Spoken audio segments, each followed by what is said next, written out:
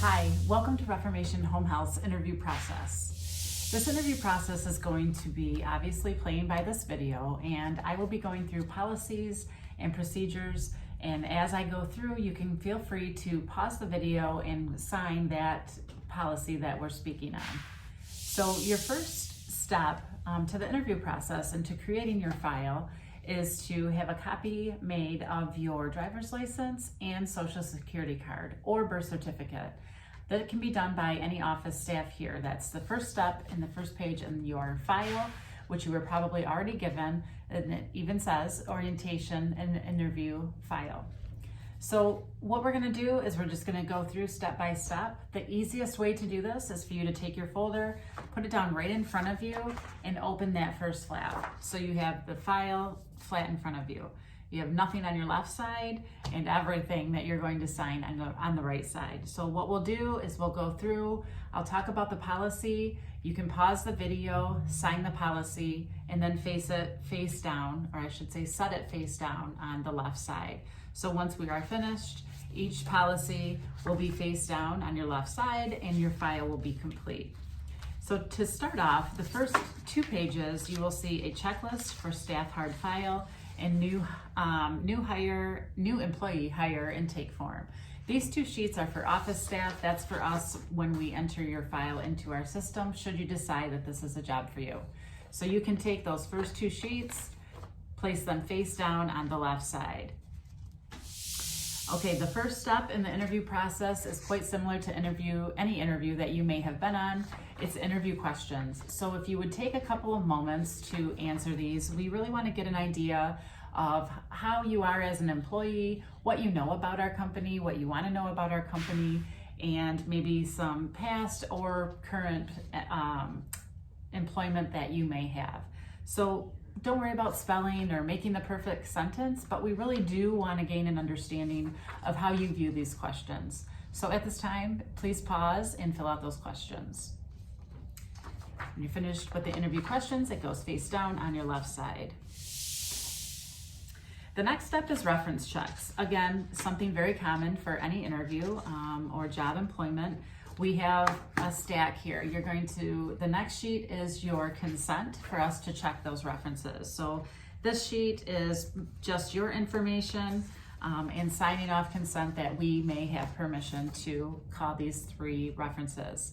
We ask that you do 2 references that are professional, a job that you currently have or have had in the past, a coworker, a manager, supervisor, something of that nature. So 2 professional and 1 personal. So you can pick anyone in your personal life who you would like to speak on your behalf. You only are responsible for signing the consent, placing it face down, and then your 3 references, the front side only. This back side, that's for us to use when we actually call your references and take notes. So you can pause the video now, sign all 3 references, or fill them out rather, place them face down on your left side. Next sheet, criminal background check. So this is the release and authorization for us to complete a background check on your behalf. Once you have this filled out, you do not have to fill out the bottom as it says office use only. Once you're finished filling that out, face down on your left side. Next up, we have a vehicle information form. This just tells us about the vehicle that you'll be driving to our patients' homes and things of that nature. There's really only 3 questions that you have to fill out. The office staff will fill out the rest, and we can document which vehicle you will be using. Again, face down, left side. Okay, this is the bones of the whole process here. You are coming for a job description of maybe care coordinator or something other than that. It's going to be really important for you to read this job description. It's pretty typical for any caregiver position, nothing too outlandish, but we do want to make sure that you understand what our expectations are for a care coordinator position with us. So once you read through that and sign it, you would do face down on your left-hand side. So please go ahead and pause and do so now. Once you have committed to that care coordinator job description, we now move on to your availability. What does that look like for you? So the first thing you're going to sign is a policy that says that you're going to give us your availability. You're going to let us know what you can and cannot work. Care coordinator position is an every other weekend position, so we want to make sure we have that noted. And this availability policy states that you're going to tell us your availability today here on this paper, the next paper, and you're going to stick to that so that we can create a great schedule for you and of course our participants who you will be seeing. So this policy states that anytime anything on that changes, your availability becomes different days, different hours, or you need a change with the participant that you're with of any sort, this states that you give us 2 weeks to make that change. We have a very big schedule, and when anything changes, it really kind of throws up a lot of different variables. So you allowing us that time to make that change in the schedule is really what we're looking for. So communication is key. So you can now pause to go ahead and fill out and sign the availability policy. Face down on your left side when you're finished. Next up is the actual availability sheet. This sheet gets very specific about what you can and cannot work, what you will and will not tolerate while you are working. The top portion right here just talks a little bit about demographics, the typical questions, name, address, things of that nature. We also ask whether or not you are COVID vaccinated. Next up is the actual every single day of the week is listed so that you can say what you can work on each of these days. Not what you can't work. You want to put, I can work on Sundays from 7 in the morning until 7 at night, or I can work on Wednesdays from 7 in the morning to 7 at night. Anytime in between there, I am available. So whatever your hours are, that's what you're going to want to put here. Please do not put anything, because it's not possible for you to work anything. So please be as specific as you can with a start time and an end time. That will really help our scheduling team.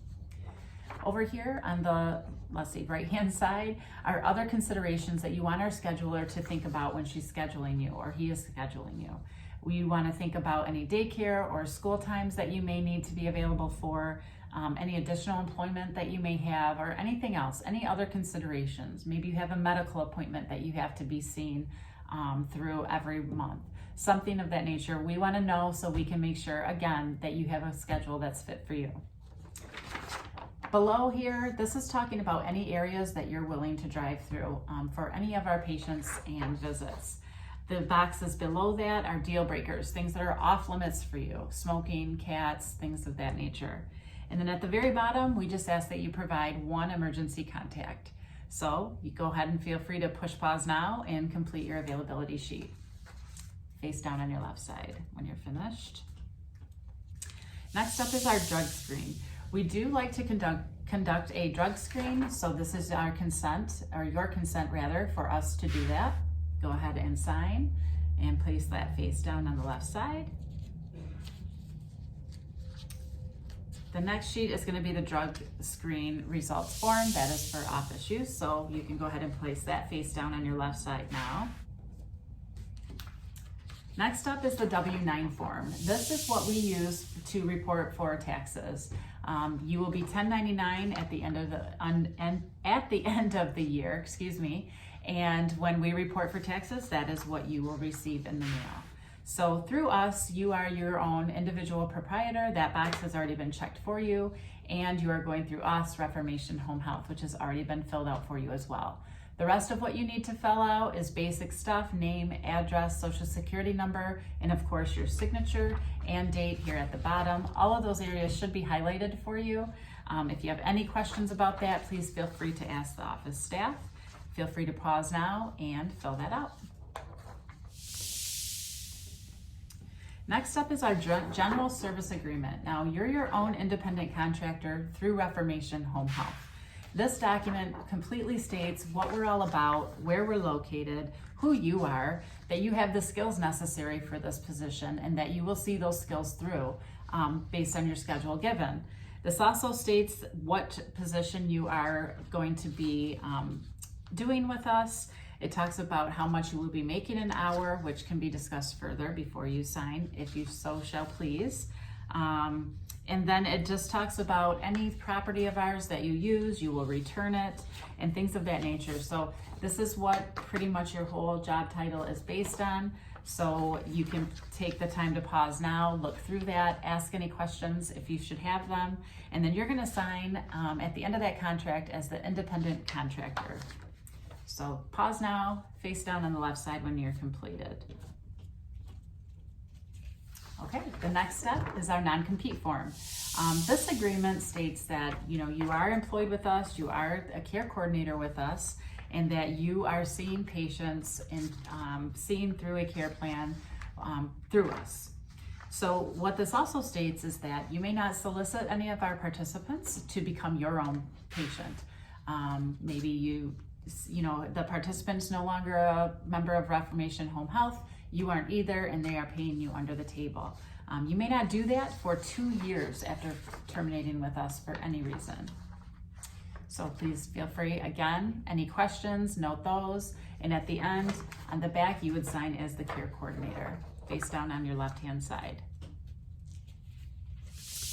Next up is our self-termination policy. This policy states that should you self-terminate for any reason, you quit without notice, you fill out a 2-week notice request, and you don't see that through, you end up quitting before your 2 weeks is up, or you are a no-call, no-show for any visit, which is automatic termination. But if you terminate for any of those reasons without giving us notice, there is a $150 fee attached to that. As well as your check being sent in the mail, your last paycheck, you would not have to come pick that up at the office. That would be sent to you should you self-terminate for any reason. Again, any questions, please feel free to ask office staff. You can go ahead and sign as the care coordinator, face down on your left side. Next up, compensation policy. So how do we get paid? We get paid every other Friday. You will get a pay schedule once you complete orientation, so you know when those Fridays are. The paychecks come right here to the office. You do have to come physically pick them up yourself and sign them out. No one can sign that check out for you. It should also be noted that should you complete our orientation and training program, you will get paid for those hours, 60 days with working with us. So you complete your orientation, 60 days later, you get paid out for that orientation, just so that we assure we have your loyalty and that orientation was actually useful, and we pay that out 60 days after. We also do holiday pay. So all these major holidays are listed on your sheet here for compensation policy. Any major holidays do pay out at time and a half. The stipulation here is that whatever you are scheduled for before and after that main holiday or that major holiday, you will get paid time and a half. Now, if either of those are a call off, you would not be able to receive that time and a half pay. At this time, you can pause and sign. You would be signing as a staff member here, face down on your left side. Premium pay policy. This policy is ending in September. This is from the state of Michigan. Some people refer to this as hazard pay, COVID pay. Basically, it was given to caregivers who are seeing patients or participants through Valley Area Agency on Aging, and they pay out an extra $2.35 an hour for seeing any of those patients. Now, this ends, like I said, in September of 2022. So if you are getting close to that date and the time is not extended through the state of Michigan, this will end September of 2022. So we are not to that point yet, so you can go ahead and sign as the care coordinator and place this face down on your left side. Please pause to do so. Okay, our next discussion is our attendance policy and accountability program. So it is our greatest mission to provide exceptional care to each and every single one of our participants. So part of that is our care coordinators being on time, showing up, and making sure they see that schedule through. So if and when there is a call off or a tardy, or you do not wear your badge to your visits, which will be talked about more at orientation and training, there's a negative comment put out there from any of the participants, those all have points attached to them. As you can see at the bottom, I have those laid out for you. Now, just 1 point does not get you a meeting or in trouble or anything like that. But if those points do add up to 6 or more, you will have a meeting with someone in the office. And that meeting is going to be basically for an improvement plan to fix whatever is the problem. If you have a ton of call-offs or you have a ton of tardies, we're going to sit down and talk about it, figure out what the problem is, where we want to be with that problem, what's our solution. So the important piece is the middle piece. What are we going to do to fix that and come up with a solution? So the office staff will kind of monitor you and for the next 30 days or 60 days, whatever is decided by administration.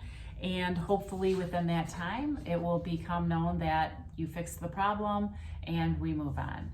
Now, after that, should there be no more points added, 1 point does come off every 30 days. So just kind of an accountability thing and making sure that we're seeing through the care that we're supposed to be doing. So once you have signed that as the care coordinator, that can go face down on your left-hand side. So next you have 2 sheets. One is our application online for Access Care, which is what we use to clock in and clock out and make all of our care notes for every scheduled visit. That will be discussed and trained for you during orientation. So if you have any questions about that, that would be the time to raise those. So in the meantime, if you have not done so already, you're going to fill this out, follow these directions. On Access Care, it's 8850.accesscare.com. It's very important you don't put www before that 8850. Otherwise, you won't get this specific screen for Reformation Home Health in Flint, Michigan. So after that, it's pretty much step-by-step on the screen for you, kind of like filling out any application online. If you miss something, it'll turn red and they won't let you move on until you have that finished. So it does lay it out for you very simply, but should you need more step-by-step directions, they are listed out for you here, so you can keep that sheet if you do need to do your application. The very last page, this is your orientation reminder page. So your next step, now that you've signed your whole file, you should have nothing left on your right side, and all of your papers should be face down on your left side, and your file should be complete, unless there were any questions and papers that didn't get signed. So this sheet is your reminder. You're going to want to speak with office staff of when your orientation will actually be, and there's a space down here for any reminders like completing the application, bringing your resume, driver's license, anything that you did not have for your file today. You can write them on here and kind of make a note of when your orientation is, what time, and what you need to bring back to complete your file. So I hope that was simple enough. If you need to rewind at any point and have questions about any of the paperwork, please feel free to ask. If not, you may then shut up your file folder and you have everything complete here. You're going to leave this with office staff, and we look forward to your next interview and/or training and orientation. Thanks.